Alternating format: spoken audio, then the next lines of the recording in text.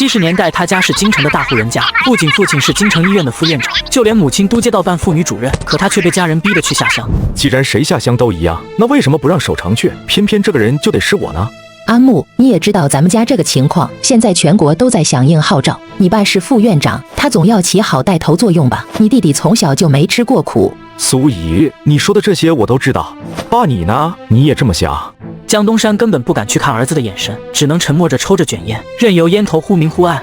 行，我知道了。你们回头给我准备500块钱吧，粮票啥的都准备一下，被褥我自己有。报完名通知下来我就走。多少？500？你当钱是大风刮来的？你去看看现在谁家能随便拿出500块钱来？再说了，你要钱干什么？下乡的人家都管吃管住管分配，给你也用不着。用不用得着那是我的事，把我赶去下乡，我就这条件，不行的话让守城去。你这孩子怎么说话的？什么叫赶你走？够了！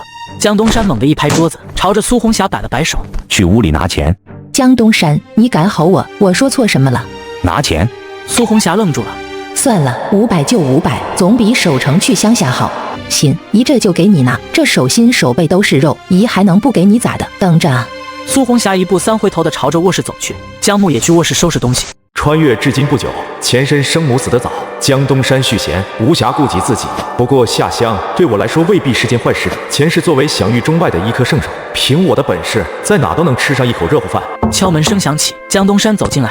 咋着急收了？等通知下来也不迟啊。先收好，免得来不及。爸知道你心里怨我，你比别的孩子都懂事，这些年是这个家亏待了你。没事，已经习惯了。好了，别收了。你要真不想去，咱就不去了。大不了这个副院长不当就是了。爸，别说气话了。你想不当，苏怡也不答应。就因为这事，没必要闹得鸡犬不宁。我好歹也念过高中，医术算不上厉害，但分到医疗站应该还是没问题，情况要比一般人好得多。你用不着担心我。江东山听着心酸，最后从兜里摸出一沓红布包。这500块是爸这些年偷攒的，爸对不住你，你以后想吃啥买啥，千万别亏了自己。谢谢爸。江东山叹了口气，离开了房间。当天下午，通知就下来了。苏红霞兴高采烈地回到家，看上去比谁都高兴。阿木啊，组织上给你分配到陕州了，具体好像是陕北邹县那边。姨那边正好有个老同学，到时候帮你打声招呼，肯定照顾你。江木背着个简陋的手工医疗箱，正准备换鞋出门。马上到饭点了，你上哪去？去北向刘阿婆家，她风湿又犯了，我去给她做个推拿。还有东街的赵伯，家里就剩他一个，我看看他咳嗽好点没。又不沾亲带故的，也不知道你天天瞎操心啥，回头真出了什么问题，再赖上你。江木没有说话，背着个箱子就出了门。听不懂好赖话，白眼狼。日薄西山，红霞映天。江木一边弯着腰从巷子里一户人家退了出来，一边摆手：不，这鸡蛋真不能收，您留着自己吃，我真不用。头发花白的老头颤颤巍巍提着鸡蛋。小江啊，你是个好小伙，这些年街坊邻居有个头疼脑热的，你都分文不收，我老头也不知道该怎么感谢你了。我以后可能来不了了，您老把自己身子骨照顾好，那就是对我最好的感谢。来不了了，咋回事？我要下乡了，明天就走。啥？下乡？江主任，不江院长咋想的？你等着，我这就找人去说说，这不胡闹吗？老头放下鸡蛋就要去找人。阿伯，别，真不用。你别管，这事我非要找人说说。他江东山当年还是我看着长大的，现在当了院长，不得了了呀！老头甩开江木，脚步踩得飞快，挨家挨户的叫人去了。江木有些无奈，刚想追上前去。丁，恭喜宿主达成前置条件，签字一诊，声望商城已激活，凭借声望值可进入商城物品置换，当前声望100点。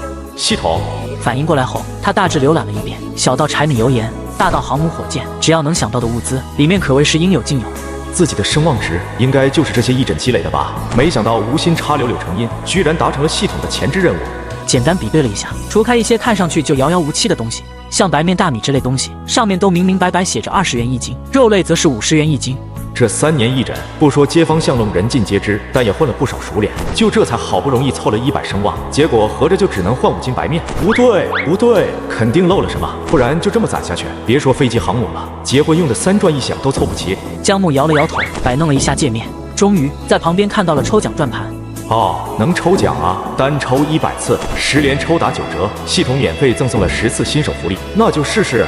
姜木立刻消耗了次数，选择了10连抽，转盘飞快转动。丁，恭喜宿主累计获得普通奖励乘7，超值奖励乘1，稀有奖励乘1，珍贵奖励乘1，普通奖励杜蕾斯超薄无感10盒装，大白兔奶糖1罐，中华1条，精选大米5斤，金龙鱼调和油1桶，透气男袜10双，防晒霜1盒，卫生纸3提。超值奖励黑武士机械手表100元某宝款，稀有奖励大马士革刀大师级手工锻铸，珍贵奖励雇员单，奖励暂存于系统仓库，请宿主注意查收。姜木目光直接锁定在了最后一个珍贵奖励上，雇员单也没有介绍。心念一动，姜木的手中凭空多了一枚黑乎乎的药丸子。姜木毫不犹豫将一整颗药丸子塞进了嘴里。忽然，姜木感觉一股燥热，紧接着他脸色猛地变得涨红，下意识弯腰弓背，四处瞧了瞧，确认没人察觉后，这才连忙躲了起来。原来是这么个雇员啊，这药效是不是太猛了？70年代他是京城医院的副院长，今天却被7、8个老头指着鼻子骂，而且他还只能不断弯腰陪笑，甚至还要好吃好喝伺候着。只因这几个老头是看着他从小长大的，他要送儿子去下乡，老头们舍不得。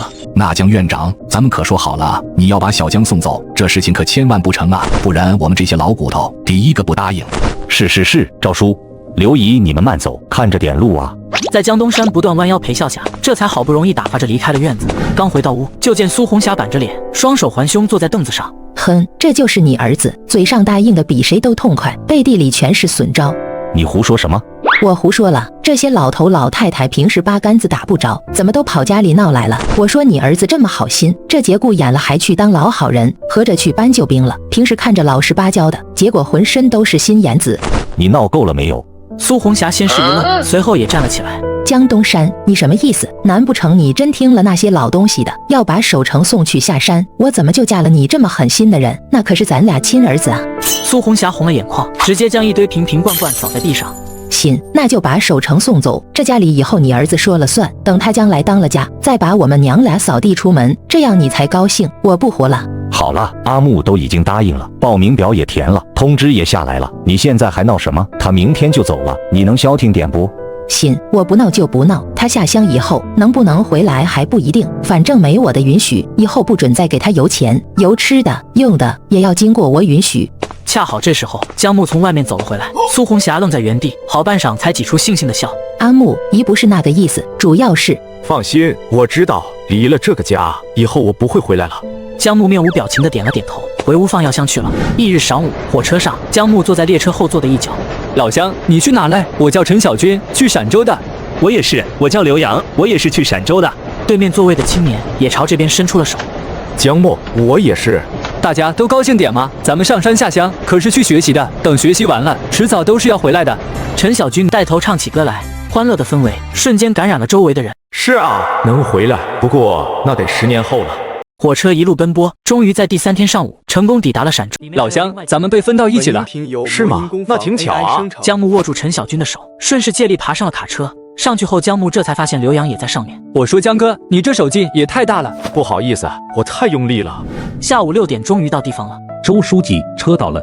屋内走出一个中年人，欢迎大家来到青年公社，我是咱们公社书记周志康。舟车劳顿，我就不废话了，趁早分门，大家好早点回去休息。刘洋、陈小军、邹芳芳，还有这个姜木，你们4个去2大队，这位就是你们队长李有柱，以后你们就服从他的安排，有啥困难需求也可以找他。好了，老李，你先带这几个孩子走吧，注意事项什么的，路上再给他们说，再耽搁天该黑了。谢周书记，那我们先走了。得，这下拖拉机赶鱼车了。放好行李后，4个人坐在后面车板子上，李有柱坐在车头。咱们2大队一共有7个小队，1个知青点，以后啊有事情先找点长解决，他们解决不了就来找我。队里活不算多，工分也比较好挣，男同志的1天10分，女同志8分。当然要想拿满工分，前提是好好干。你们都是城里来的知识分子，刚来肯定不习惯，但这苦嘛越吃越香。就这样，终于在天黑的时候，一车人顺利抵达了知青点。小吴爷来了，新知青到了，这位是吴有才，也是咱们知青点的点长。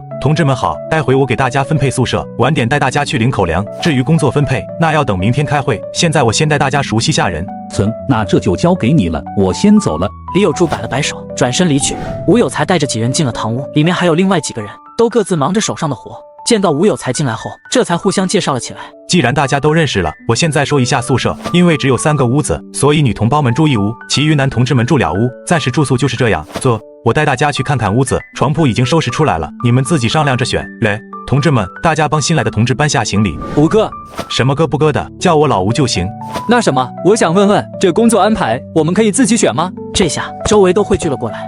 我知道你们在担心啥，但是这是主要是组织安排，当然你要有一技之长，也可以跟上面申请。不过，忽然一阵急躁的铃声响起，众人抬头一看，就见黑夜中那李有柱的驴车进去而复返，一脸焦急地赶着路。李队长，咋了？李有柱停下车，车上一个抱着孩子的妇人就一脸焦急道：我家娃发烧了，烫得很。先不说了，我先送孩子去卫生所。江木忽然走了过来，先别急，让我来看看吧。我家就是行医的，我打小就学医。你会看病，那太好了，咱们卫生所太缺医生了。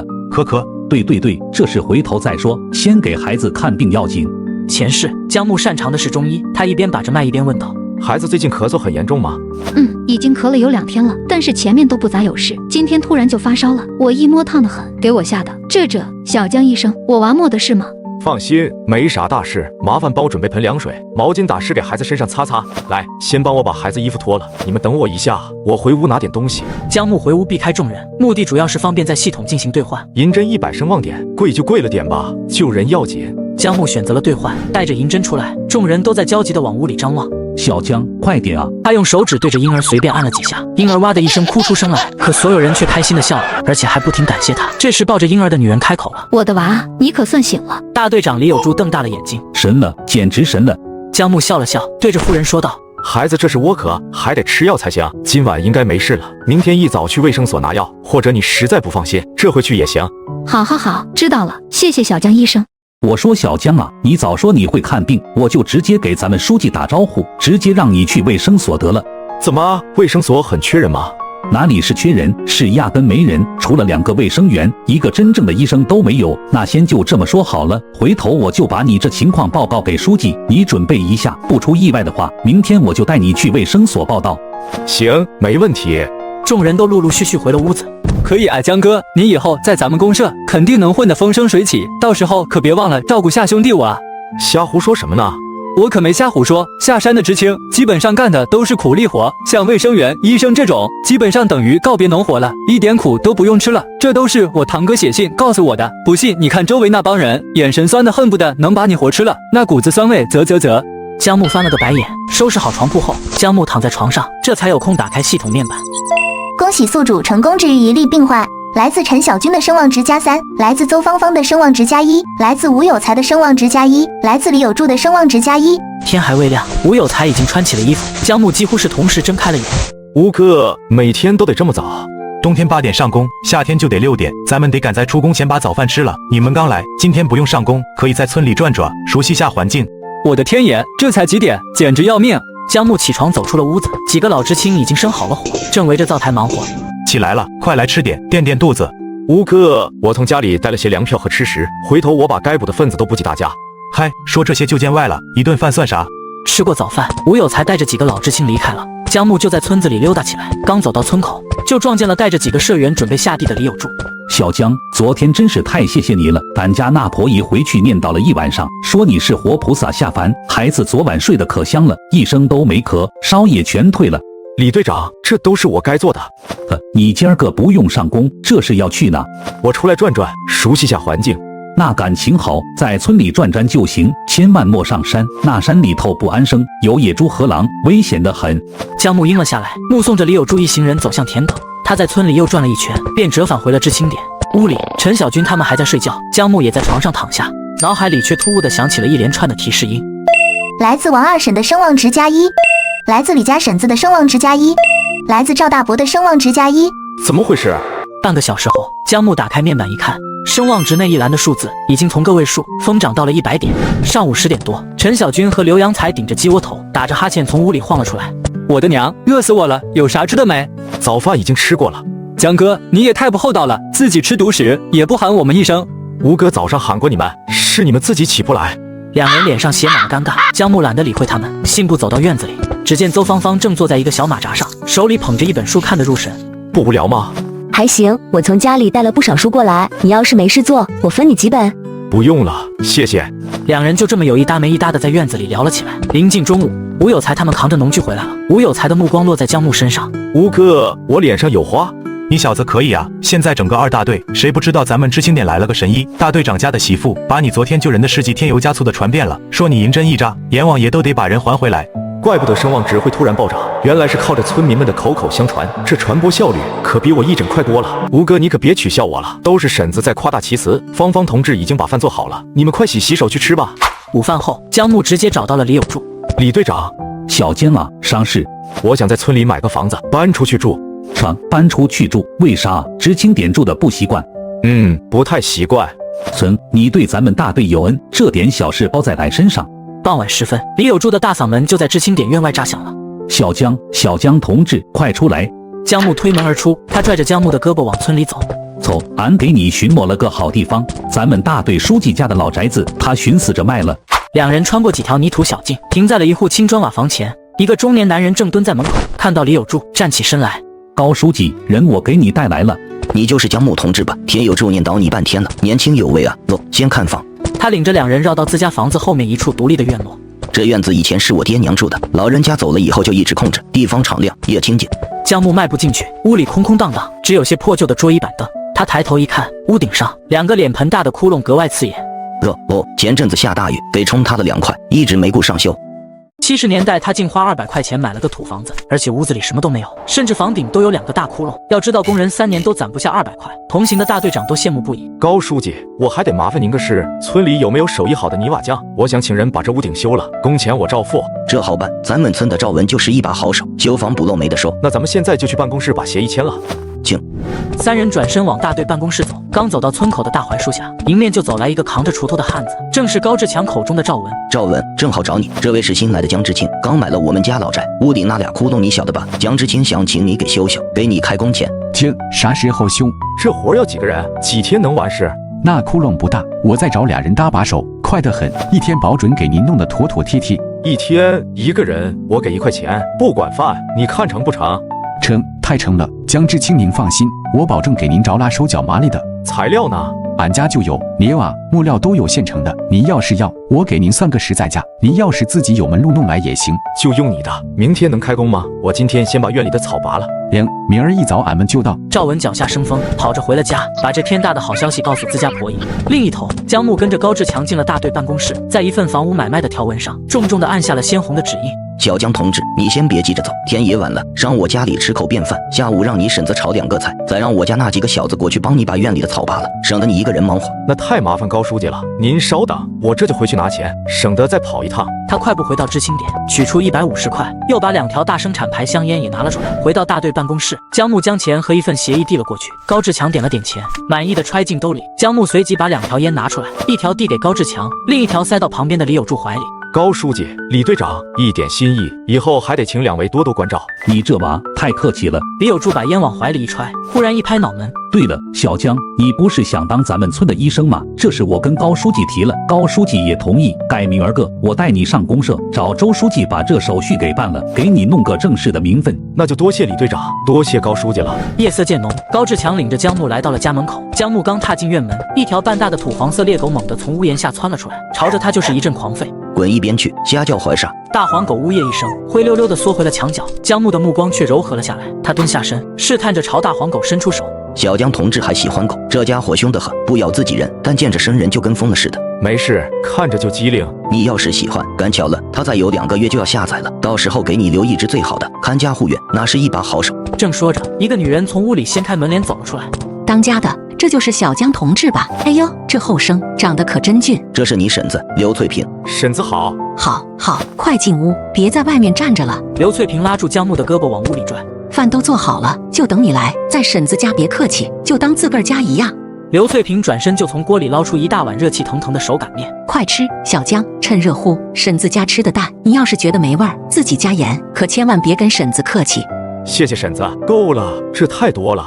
不多，你们年轻人下乡干活，肚子里没有水怎么成？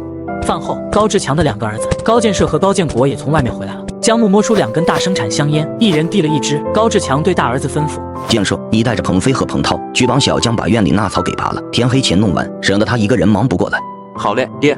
江木回到知青点换了身耐磨的旧衣服。陈小军见他这身打扮，好奇地探出头：“木哥，你这是要去开荒啊？”“没，去收拾下自己的院子。我把高书记家那老宅子买下来了。”“啥？你买房了？”“牛啊，木哥，要不要帮忙？哥们儿别的没有，立即管够。”“不用，高书记让他儿子带人帮我了。”他转身出了门，到了老宅院子。高建设已经带着2个7、8岁的半大孩子在里面忙活开了。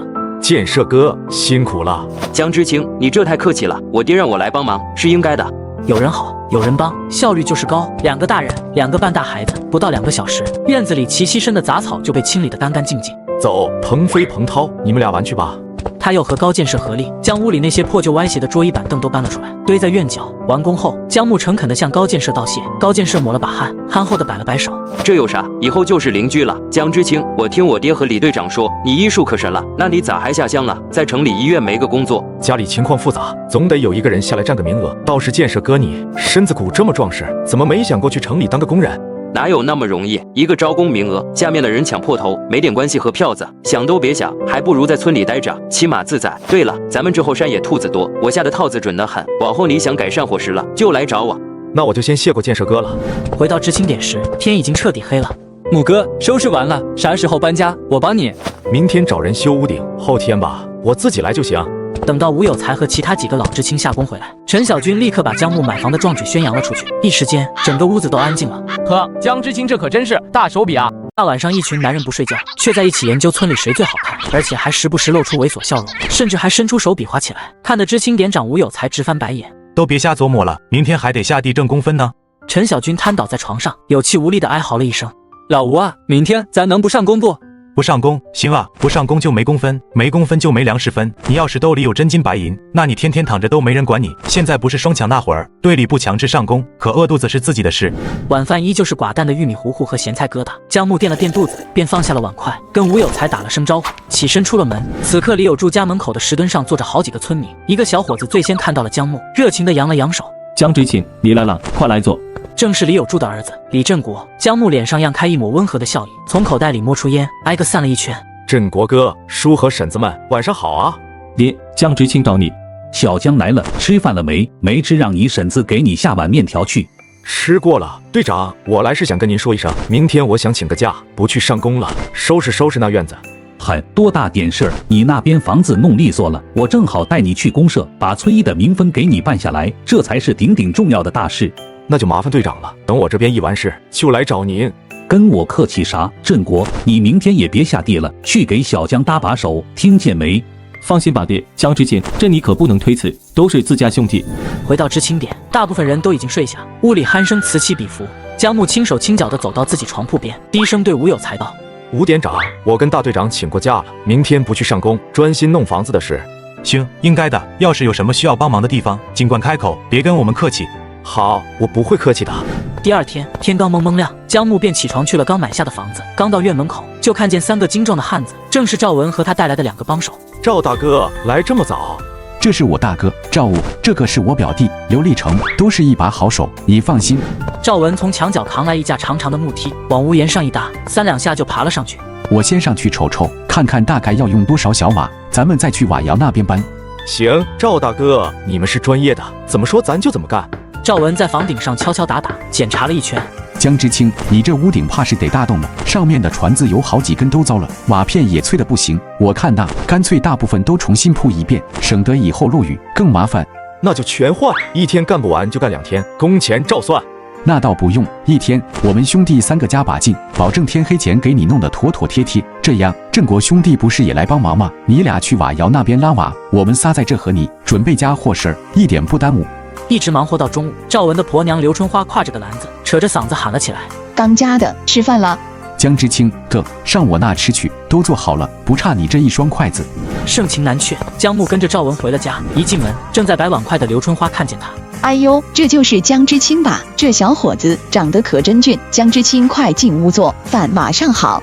话音刚落，3个半大点的孩子从里屋探头探脑地钻了出来，2男1女都好奇地打量着江木这个陌生的城里人。赵文立刻板起脸，招了招手：“杵那儿干啥？过来喊人！这是江叔叔。”他指着最大的男孩：“这是俺大儿子赵家传，旁边是他妹子赵家慧。”最后，他的目光落在了那个最瘦小的男孩身上：“这是俺小儿子赵家和。”“江叔叔好。”江叔叔好，江叔叔好。江木含笑点头，目光却在最小的赵家和身上多停留了几秒。赵大哥，嘉禾最近是不是肠胃不大舒服啊？是了，江之清，你咋看出来的？这小子是闹了好几天肚子了，蔫头淡脑的，正寻思着过2天带他去公社卫生所瞅瞅呢。江木走到赵家和面前，来，小家伙，让叔叔给你看看。他伸出手，轻轻搭在了赵家和瘦弱的手腕上。片刻后，他便松开了手。不是什么大事，就是肚子里生了蛔虫，这毛病常见。以后记着，家里的水一定要烧开了再喝。还有，饭前便后一定要让孩子们用皂角洗手。等我回头去公社卫生所，给你们拿点打虫药，吃2次就好了。哎呀，小江大夫，你可真是活菩萨，俺们这些粗人哪懂这些？听见没？他冲着3个孩子吼了一嗓子，以后都给老子把手洗干净了。来自赵文的敬佩，声望值+5；来自刘春花的感激，声望值+5。下午的活计格外顺利，还没到太阳落山，3间屋子的屋顶便已修葺一新。江木从兜里掏出早就准备好的3块钱，递了过去。赵大哥，赵五哥，历城兄弟，辛苦3位了。赵大哥，今天用的小瓦还有那些材料，总共多少钱？我一并给你。说啥呢？都是些不值钱的玩意儿，瓦窑那边捡的碎瓦，费点力气罢了，提前就见外了。那不行，一码归一码，这些材料怎么也得值个1块钱，您必须收下。太多了，太多了。2人推拒了半天，最后还是江木硬塞进了赵文的口袋里。他又转向一直默默帮忙的李振国，也递过去1块钱。江之庆，你这是打我的脸，要不是你，我家那小子上次发高烧就卷了。我这是来报恩的，你给钱是啥意思？江木也不再坚持，反手从兜里摸出1包没开封的大生产塞了过去。钱不要，烟总得收下吧。振国哥，以后还得请你多关照。李振国没再拒绝，憨厚的笑着接了过去。要搬家不？俺们几个再搭把手，一下子就给你搬完了。不用了，赵大哥，我就1个背包，几件换洗衣裳，自己来回2趟就成。你们忙了1天，赶紧回去歇着吧。送走众人，正好吴有才从屋里出来，江木把1个布袋递给吴有才。吴店长，这些口粮你收着。这布袋沉甸甸的，少说也有10来斤棒子面，这可不行，太多了。这是你自己的口粮。他立刻推了回去。拿着吧，店里人多，总有青黄不接的时候，我留着也是浪费。吴有才也不再矫情，郑重地收下了。江木的东西不多，3两下就收拾利索，便拎着东西出了门。新家江木把东西放好，躺在刚刚铺好的木板床上。2辈子了，这还是第1次，有了一个完完全全属于自己的地方，总算有个家了。心念一动，换出了系统商城，声望值101。兑换煤油灯。兑换煤油灯需消耗声望值20点，是否确认？确认。声望值-20，兑换成功。一盏崭新锃亮的马灯凭空出现在他手边的床板上。明天得去公社的供销社转转，锅碗瓢盆、油盐酱醋，样样都得置办。声望值是我的底牌，得攒着以备不时之需，不能这么轻易就花了。第2天天刚蒙蒙亮，一阵高亢的集合哨声便划破了青莲公社的宁静。上工了，都起来上工了。江木睁开眼，他简单吃了2口带来的干粮，又用10点声望值兑换了一把黄铜挂锁，锁好了房门，迈步走了出去。他刚走到院门口，就迎面撞上了赵文和刘春花。哎呀，江之清，你昨晚就搬过来了，咋不吱一声？俺们也好过来搭把手啊。没什么东西，就不麻烦赵大哥了。江之清真是个利索人，快跟我们一道去村口，队长该分活了。3人同行，很快就到了村口的大槐树下。2大队队长李有柱快速将今天的农活分配下去，最后走到江木面前。江之清，你跟我走一趟，这村医的名分是大事，得赶紧落到实处，不能耽搁。江木点点头。等江木刚回到院门口时，李有柱已经推来了一辆28大杠自行车。走上车。2人花了2个钟头才到了公社大院门口。不行了，不行了，胆是真老了，这2条腿蹬得跟面条似的。李队长这话说早了，您这可是顶梁柱的年纪，正当年呢。李有柱带着江木径直奔书记办公室。办公室里，中年男人正在看文件，正是公社书记周志康。周书记。周志康抬起头，看到是李有柱，又瞅了瞅他身后的江木。有柱啊，你这火急火燎的，出啥事了？书记，给您介绍个大才，这是刚来咱们青年公社的知青江木。但寻思着，咱们队里不是一直缺个大夫吗？社员们有个头疼脑热的，都得跑几10里山路，太不方便了。您看能不能给小江安个村医的名分？小同志，既然会医术，家里条件应该不差，怎么会来我们这穷山沟里？周书记，家里情况比较复杂，我是自愿响应国家号召，来农村广阔天地锻炼的。既然有柱这么推荐你，想必是有些真本事的。可这医生不是儿戏，人命关天，我得亲自考考你。应该的，书记想怎么考？周志康伸出自己的手腕放在桌上，那就给我瞧瞧。我最近总觉得身上不得劲，你去卫生所也查不出个所以然来。江木上前一步，3根手指轻轻搭在了周志康的寸口之上。不过半分钟，江木便松开了手。他抬起头，看了一眼旁边的李有柱。李队长，麻烦您先去外边抽根烟，我和周书记有些私密的话要谈。李有柱一愣，还是听话的出去了。门被关上，江木这才转向周志康。周书记，您身体并无大碍，只是肝气郁结，肾水亏虚。我斗胆问一句，您最近是不是时常感觉腰膝酸软，力不从心，尤其是在房事上颇为不济？这是我最大的难言之隐，连婆娘都没说过。这小子光凭号脉就看出来了。在江木的眼神注视下，周志康艰难地点了点头。丁，来自周志康的震惊与敬佩，声望值加50，当前声望值121。江大夫，我这还有救吗？我才40出头啊，能治。江木拿起钢笔，扯过一张信纸，笔走龙蛇。书记，方子在这，按这个抓药，1天2顿，饭后温服，先吃上1个月，1个月后我再来公社给您施几针，不敢说别的，保证让您找回18岁小伙子的龙精虎猛。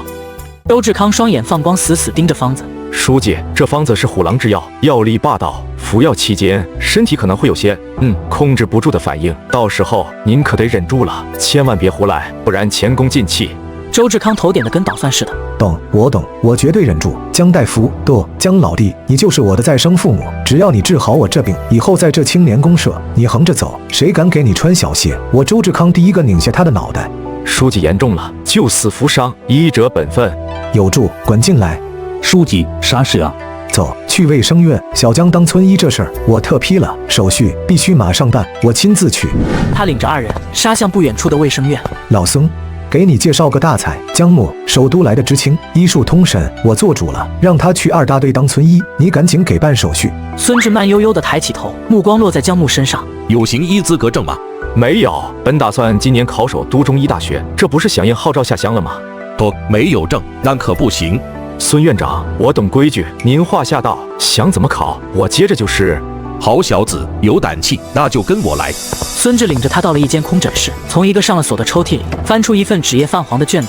这是院里考核用的基础卷，100分，你做吧，70分算你过。江木接过卷子，目光一扫。太简单了，什么伤寒6经辨证、中暑的刮痧急救，这些在前世连刚入门的学徒都倒背如流的东西，在这里竟成了考核的难题。他拿起笔，连思索都省了，笔尖在粗糙的纸上行云流水。孙志就在旁边看着。起初，孙志还抱着胳膊，一副等着看好戏的模样。可看着看着，他脸上的从容就挂不住了。太快了，这哪里是在答题，分明就是在抄书，而且是开卷抄书都达不到的速度。不到20分钟，江木停笔，将卷子轻轻放在桌上。孙院长，答完了。孙志狐疑地拿起卷子，只看了2眼，瞳孔便骤然收缩。这哪是一个毛头小子能写出来的东西？孙志激动地盯着江木。你师承何人？令尊是哪位姓名国手？家父谈不上国手，他叫江东山，在首都中医院当个副院长罢了。一个副院长的亲儿子，跑到我们这鸟不拉屎的穷山沟来当个村医，暴殄天物啊！江同志，你这样的大才，窝在2大队那小地方，实在是太屈才了。听我一句劝，来我们公社卫生院。多谢孙院长美意，但2大队的乡亲比公社更需要医生。说得好，既然你心意已决，我不再强求，只希望你永远别忘了今天的这份初心。他不再犹豫，找出空白证件和公章，亲自为江木填写。好了，从今天起，你就是我们青联公社卫生院下属2大队卫生室的正式村医，月工资18块，药品补助5块，除了看病，队里的卫生防疫、药品申领都归你管。欢迎你，江木同志。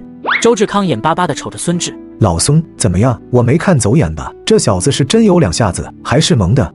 蒙的。老周，你这回是捡到宝了。刚才我惜才想把他留在咱们公社卫生院，你知道这小子怎么回我的？他说2大队的乡亲们比公社更需要医生，你们听听这觉悟，这心胸，你们俩可给我听好了。这么一棵好苗子，以后要是让他受了半点委屈，别怪我老孙翻脸不认人。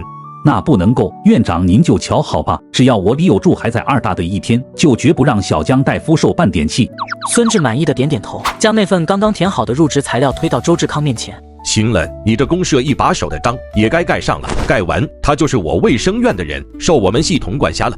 周志康从上衣口袋里掏出铜章，干脆利落地盖了下去。孙志将材料妥善收好，转身看向一旁的江木。江木同志，跟我来，领些基础的听诊器、血压计和常用药。对了，你虽然医术过硬，但这行医资格证，有条件还是尽快办下来。这确实是个问题，但有一个人或许能走捷径。孙院长，能借您办公室的电话用一下吗？我想往京城打一个。京城有，随便用。回到办公室，孙志亲自为他摇通了长途总机。喂，哪位？喂，是我。小木，是你在陕州还好吗？钱够不够花？缺不缺粮票？身体怎么样？有没有受欺负？我挺好，找您有件事，我需要一个行医资格证，您能帮我办吗？能，当然能，这事儿包在爸身上。你直接告诉我现在办公室的地址，我办好了，托人给你直接邮过去。陕州邹县青莲公社卫生院。那就这样，我挂了。哎，等等，小木，别急着挂，你让你们院长听个电话行吗？江木把话筒递给了旁边的孙志，孙志接过电话，态度立刻变得恭敬起来。喂，您是江副院长？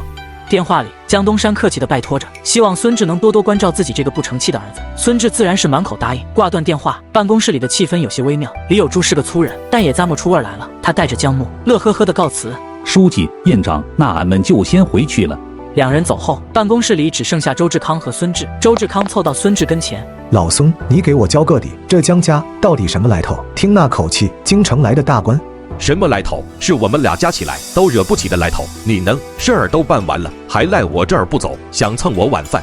周志康嘿嘿一笑，神情瞬间变得有些扭捏和尴尬。他做贼似的从怀里掏出那张叠得方方正正的药方，小心翼翼地递过去：“老孙，你再帮我长长眼，这方子没啥问题吧？”孙志接过纸，本是随意一瞥，可目光刚一接触到上面的字，瞳孔便猛地一缩，他脸上的从容瞬间消失，取而代之的是震撼。这方子用药之霸道，配伍之精妙，简直是神来之笔。老周，你从哪位高人手里求来的这副神方？就刚刚那个江木啊。我真是老眼昏花了，这哪里是块璞玉，这分明是座玉山。这等医术，怕是县中医院那几个老家伙加起来都得靠边站。丁，来自孙志的震惊与赞叹，声望值加50。当前声望值171。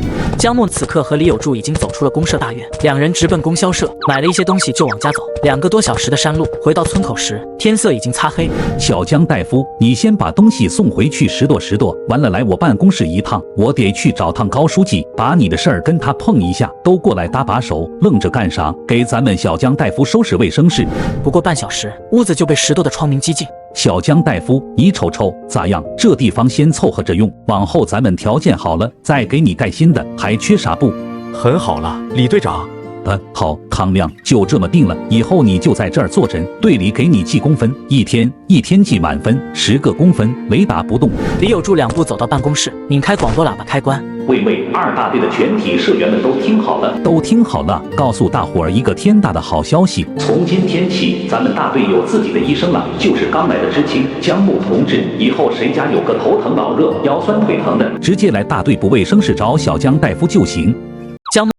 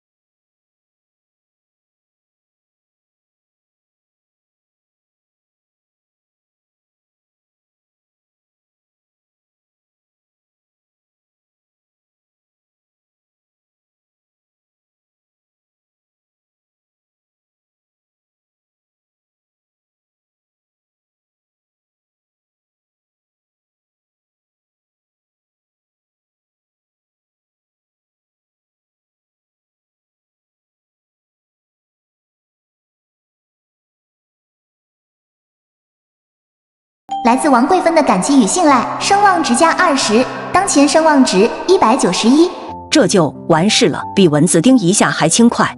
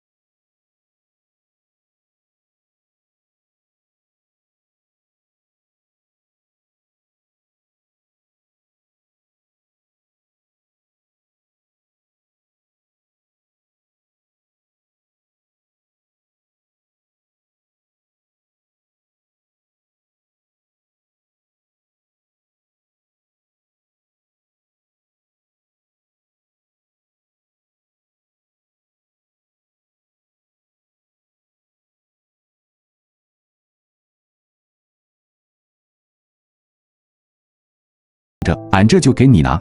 他转身进屋，很快就拎着一把旧斧子出来。江木接过斧子，道了声谢，便径直朝着村后那片山林砍了点柴。傍晚，江木在卫生室待了一会，高建设就走了过来。江大夫，晚上有空不？一起去山里下几个套子，整点野味改善伙食。去，当然去。江木锁好卫生室的门，跟着高建设就往山里走。一路上，高建设手脚麻利地将陷阱弄好。下套子急不得，得有耐心。今天下了，明儿一早再来看。心急吃不了热豆腐。两人一口气下了10个套子，高建设才拍了拍手上的土，直起身子。行了，回去吧，明天一早咱俩再过来瞧瞧。第二天天刚蒙蒙亮，江木和高建设就再次进了山。刚走到第一个套子跟前，只见草丛里一只肥硕的野兔正被铁丝牢牢地勒住后腿。嘿，开门红！高建设上前一把就将兔子拎了起来。好家伙，足有5斤重，今天有口福了。两人沿着昨天布下的路线一路收过去，10个套子竟然有7个都有收获。江大夫，俺在山里跑了10几年，还从没见过运气这么好的。高建设扛着一串兔子，江木跟在身后。江大夫，你这运气真是邪了门了！俺在这山里下了10几年套子，头一回见着这么大的阵仗。江木只是淡然一笑，两人径直回了江木刚盘下来的那个小院。高建设把手里的兔子往地上一扔，豪爽的一挥手：“小江，咱俩今天发了笔横财，一共7只，你3只我4只，就这么分。”高建设挑了3只最肥的野兔，拎出来递给江木。建设哥，这可使不得，我就一个人，给我1只尝尝鲜就够了。那哪儿成？你当哥哥我小气？要不是你，别说7只，今天连根兔毛都见不着。拿着。这样吧，建设哥，你给我留2只活的，我试试看能不能养起来，剩下的你都拿走，家里嫂子孩子还等着改膳食呢。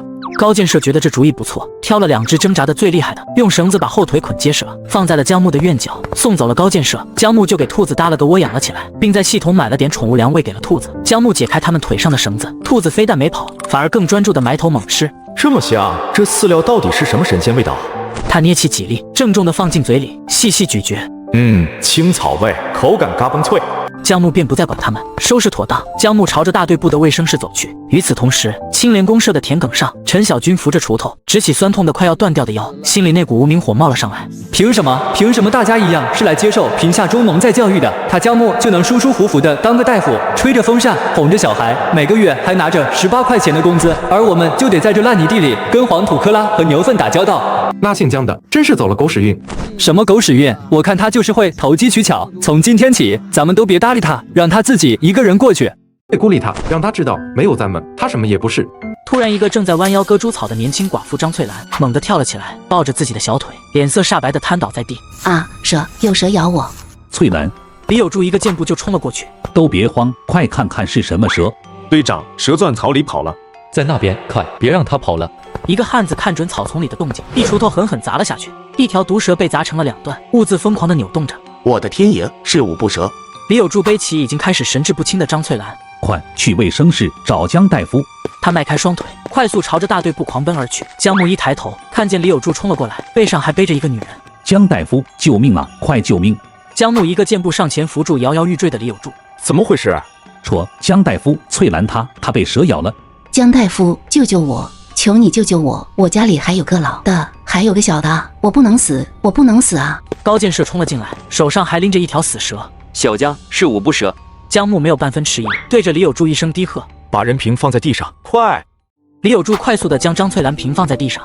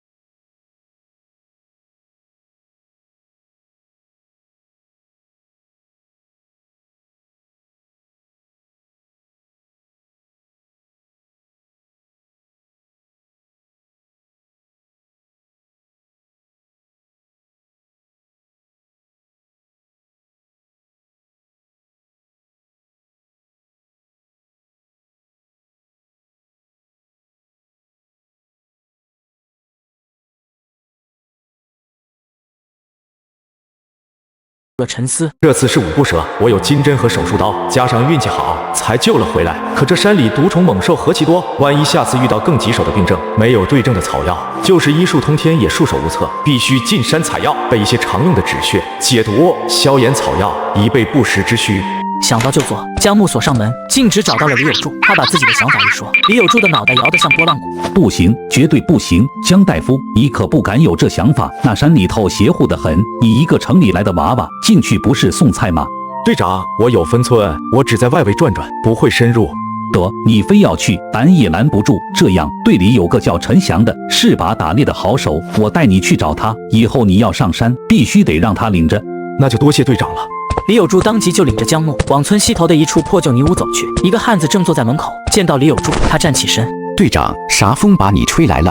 陈翔，给你介绍一下，这是咱们队新来的江大夫。江大夫想进山采点草药，你经验足，以后他要上山，你务必带上他，保证他的安全，这是算你半天工分。行，没问题。江大夫啥时候想去？提前跟我说一声就成。事情敲定，江木回到卫生室，一下午再无病人，江木乐得清闲。陈小军等人累得直不起腰，他们远远地看着江木那悠闲自在的身影。妈的，人比人气死人，咱们在这儿累死累活，他倒好，动动嘴皮子，救了个人，名声和好处全占了。第二天天刚蒙蒙亮，江木醒来简单洗漱后，便径直走向院角临时搭建的兔窝。然而两只兔子四肢僵硬地躺在草垫上，江木检查了一下兔子的尸体，随即了然。看来是那初级宠物饲料的能量太足，而野兔的肠胃又脆弱，昨晚吃得太忙，活活把自己给撑死了。这系统出品的东西果然不能用常理揣度，蚊子腿再小也是肉啊！意念一动，两只肥硕的兔子尸体便凭空消失，被他收进了系统储物格。江大夫，收拾好了没？只见陈翔背上背着一个竹篓，肩上还挎着一把油光锃亮的旧式猎枪。陈大哥，早！江木背上了自己的背篓，手里还拿了把借来的小锄头，随时可以出发。两人一前一后踏上了通往深山的路。陈大哥，这山里一般能见着些啥草药？俺是个粗人，认得不多，就知道些治跌打损伤的。村里人都管叫太白漆，具体叫啥名俺也说不上来。那玩意儿漫山遍野都是，不值钱。要是运气好，能挖着一根老山参，那可就发了。前年隔壁王家坳有个人就挖到一根巴掌长，拿到县里药铺卖了300多块钱，盖3间大瓦房都够了。300多块，在这个工人月薪普遍只有20-30块的年代，这无疑是一笔足以改变一个家庭命运的巨款。难怪那么多人冒着风险也要进山。不知不觉，两人已经深入山林，四周的光线暗了下来。进了这儿就别离我太远，山里头啥邪乎事都有。江木点头，两人分开些距离，开始各自搜寻。当太阳升到头顶，他们已经来到了半山腰的一处平缓地带。歇会儿吧，你在这儿等着，我去转转，看能不能打点野食，中午垫把肚子。好，陈大哥你小心。江木找了块干净的大石头坐下，仔细整理着背篓里的草药。约莫1刻钟后，陈翔手里赫然提着2只还在滴血的野兔。江木起身拾了些干柴，陈翔则手脚麻利地处理起猎物。一只够不够？够了，一只就够咱们俩吃了。很快，一堆篝火升起，野兔被树枝穿着，架在火上炙烤。两人撕着滚烫的兔肉，几块兔肉下肚，话也多了起来。陈大哥，你家里几口人啊？4个小子，2个闺女，老大让狼给叼走了，老二贪玩掉河里淹死了，老幺跟你差不多大，在县里当学徒，2个闺女都嫁出去了，一个在邻村，一个嫁得远。对不住，陈大哥，我有啥对不住的？这山里人命贱，阎王爷啥时候想收，招呼都不打一声，都习惯了。他把啃干净的骨头扔进火里，反过来打量着江木。你呢，江大夫？看你年纪轻轻，城里人咋舍得让你到这穷山沟里来？家里还有个弟弟，是后妈生的。原来是这样，那你这日子过得也够苦的。你那后妈对你好不？好不好都没什么分别了。这次下乡的名额本来是我那弟弟的，他舍不得。他娘的，你也别瞎想，日子总得过下去。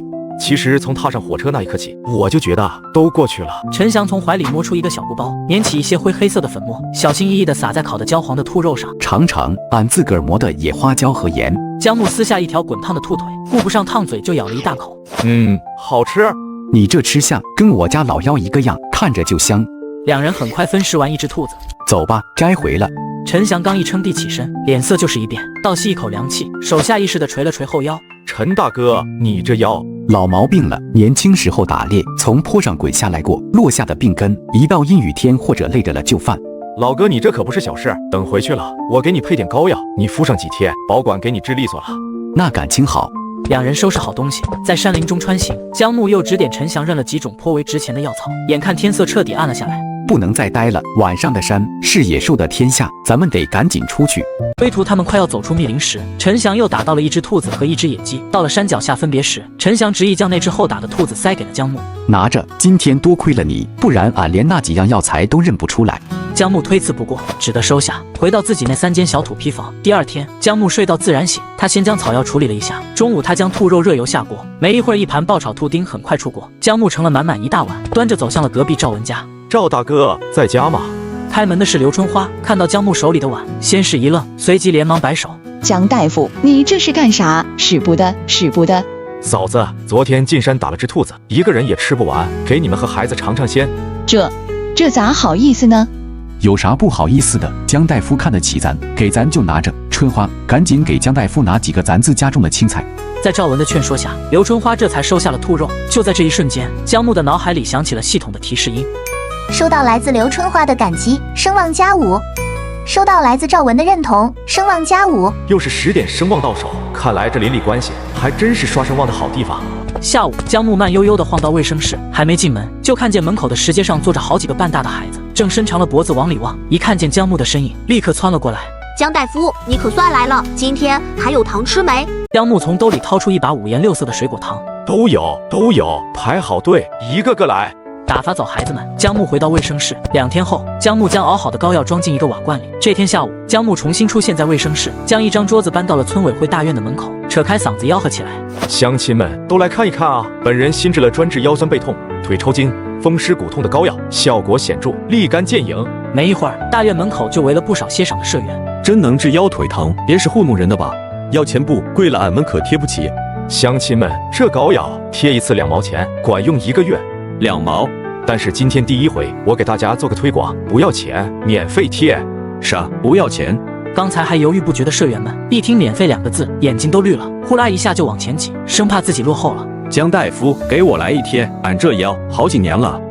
俺先来，俺的腿一到阴天就跟针扎似的。都嚷嚷啥呢？排好队，一个个来。李有柱拨开人群，大步流星地走了过来。江小子，你这是弄啥好东西呢？这么大动静！